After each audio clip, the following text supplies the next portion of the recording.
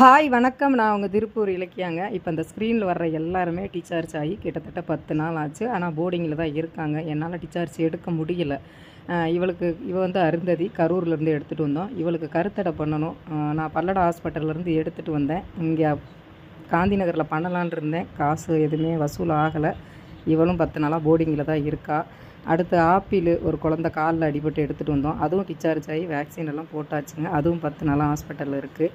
இன்னொன்று வந்து பார்த்திங்கன்னா தில்லாலங்கடி, ஏதோ ஒரு நம்பிக்கையில் தில்லாலங்கடிக்கு நான் கருத்தடை பண்ணிட்டேன். பட் ஆனால் இப்போது அவனையும் கொண்டு போய் விடணும். எல்லாருக்குமே காசு இல்லாத ஒரே காரணத்தினால ஹாஸ்பிட்டலில் இருக்காங்க. எனக்கு கேட்டு கேட்டு ரொம்ப வெறுத்து போச்சு. அதனால தான் நான் யாருக்கிட்டையுமே ஹெல்ப்பு கேட்காம விட்டேன். ஆனால் எந்தளவுக்கு ரெஸ்பான்ஸே இல்லைங்க. அடுத்து பார்த்திங்கன்னா இவன் சிக்கல் இவனும் ரெடி ஆகிட்டான். இவங்களுக்கெல்லாம் தயவு செய்து கருத்தடை பண்ணணும். மருத்துவ செலவு இருக்குது. முடிஞ்சவங்க உதவி பண்ணிங்கன்னா இவங்க வாழ்க்கை நல்லாயிருக்கும். அடுத்து நான் எடுக்கும்போது யோசனை பண்ணி தாங்க எடுக்க போகிறேன். அதனால தான் நான் ரெஸ்கியூவே போகலை.